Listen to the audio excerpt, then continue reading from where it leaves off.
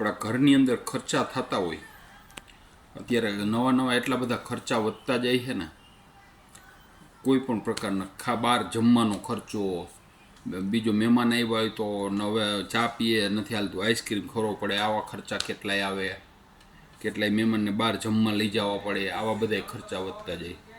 એની હારે એક છે ને નવો ખર્ચો થોડાક સમયથી આ ઉમેરાણો છે, શોપિંગનો ખર્ચો. શોપિંગનો ખર્ચો છે ને ઘણી વખત બિનજરૂરી ખર્ચો થઈ જાય છે, અને એમાંય ખાસ કરીને ક્યાંય બહાર ગયા હોય ને, એટલે આમ શોપિંગનું તો ગાન પણ લાગે લેડીઝને કે ના ના ત્યાં ગયા એટલે એક દી તો શોપિંગનું ફાળવવાનું જ હોય. કે ગમે ત્યાં જાય, માની લ્યો કે 6-7 દી રોકાવા ગયા હોય ક્યાંય, તો એક દી શોપિંગનો ફાળવે. બોલો, અરે ભાઈ, તમારા ગામમાં જેવું જોઈએ એવું મળે છે અને તમને કંઈ ઘટતું નથી, છતાંય એક દી શોપિંગનો ફાળવે. અને શોપિંગ એટલું બધું કરે કેમ જાણે કે અહીંયા કોઈ દી મળતું જ ન હોય એવું શોપિંગ કરે. અને ઘણા એવા થાય છે, માની લ્યો કે હરિદ્વાર ગયા હોય તો ત્યાંથી એટલું બધું શોપિંગ કરીને લઈ આવ્યો હોય ને, પછી કંઈક વસ્તુ નબળી નીકળે ને, સારું એ કે ત્યાંથી લેવાય નહીં હોય કે આ વસ્તુ આપણા ગામમાં હોય તો ન હોય ને, મોઢે મારી આવી કે આવું નીકળ્યું કે ત્યાં તો આપણે પાછું દેવા નથી જવાતું.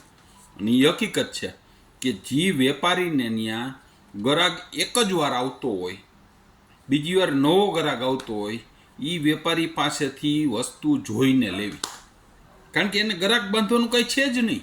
આપણે ગામમાં લેવા ગયા હોય તો એને થોડીક એની વેલ્યુની પડી હોય કે આ ગ્રાહક બાંધવું, બીજા 2-4 ગ્રાહકને લઈને આવશે, આવું કરશે. બાકી અજાણ્યા વિસ્તારમાં ગયા હોય, કંઈથી માની લ્યો કે આપણે 2000 કિલોમીટર આઘા ગયા હોય, હરિદ્વાર ગયા હોય કે ઋષિકેશ ગયા હોય કે ગમે ત્યાં ગયા હોય, ત્યાં આપણે ધડાધડી ખરીદી કરી, ત્યાં એને કંઈ ગેરંટી કદાચ આપે તોય આપણે કોઈ દી પાછા જવાના નથી. નબળી વસ્તુ નીકળે તેને કંઈ ઉપાધિ નથી. એટલે ઘણી વખત એ લોકો ક્વોલિટીમાં છે ને છેડછાડ કરી લેતા હોય છે.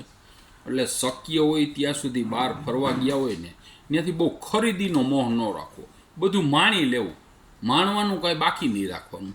પણ ખરીદી ઢગલા મોટે કરીને એ બધા થેલા વજનવાળા ત્યાંથી ઉપાડીને લઈ આવવા, એવો મોહ ન રાખવા.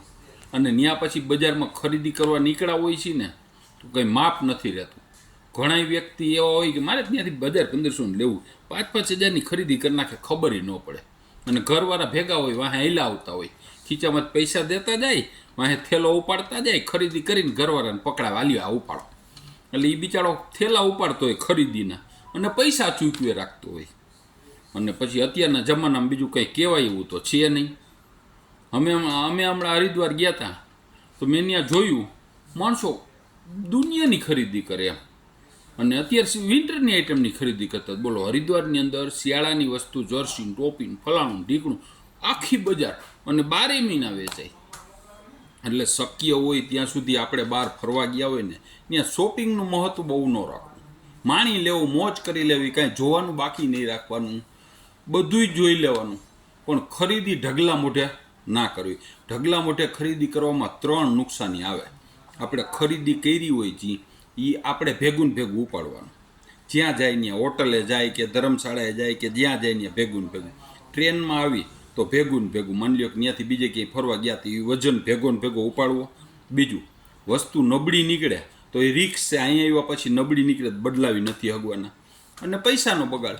આ 3ય વસ્તુ આપણે નુકસાન કરતા હે. તો પછી શું કામ ભાઈ ખરીદી કરવી જોઈએ? તમારા ગામમાં ન મળતું હોય તો કયો.